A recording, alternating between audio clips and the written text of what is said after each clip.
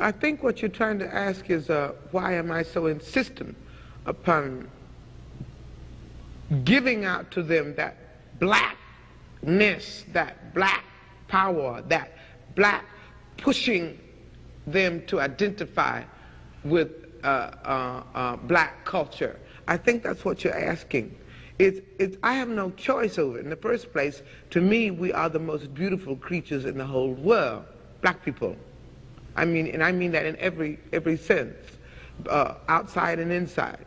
And to me, we have a culture that is surpassed by no other civilization, but we don't know anything about it. So again, I think I've said this before in this same interview, I think at some time before, my job is to somehow make them curious enough or persuade them by hook or crook to get more aware of themselves and where they came from and what they are into and what is already there, and just to bring it out. This is what compels me to compel them, and I will do it by whatever means necessary. The most important thing is they are our future. It's an investment as far as I am concerned. When I invest time in young people from colleges, I know that I'm going to get that bread back. You know, bread cast upon the water comes back. Because when I see them doing their thing one day and I'm too old to do anything but sit and look at them, I'm going to say, well, I was part of that. I never intend for my children to look at me and be ashamed and say, Mama, why didn't you do something?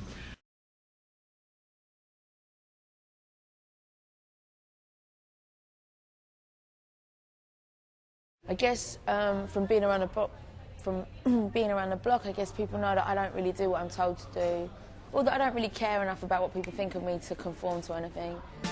When it's finished, you go back to what you know, except that I wasn't working, so I couldn't go and throw myself back into work. And where the guy I was seeing went back to his ex-girlfriend, I didn't really I didn't have anything to go back to, so I guess I went back to a very black few months, you know, doing silly things, as you do when you're 22 and in young and in love. I had about a year and a half off, and I was drinking a lot, not anything terrible. I was just trying to forget about the fact that I had finished this relationship. And my management at the time thought I was, I wasn't working, so I didn't see them a lot. They just kind of stepped in and thought they were being the good guys by just stepping in and strong-arming me into a rehabilitation centre, but I just didn't really need it. I cheated myself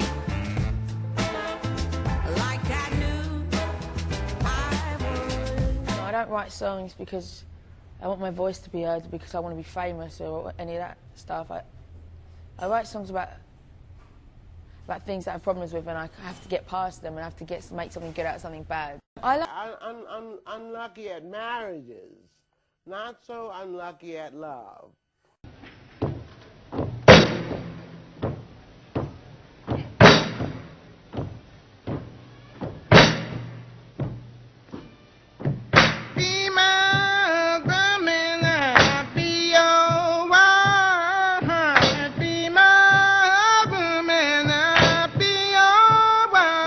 And he treated me like a horse, you know, a non-stop workaholic horse.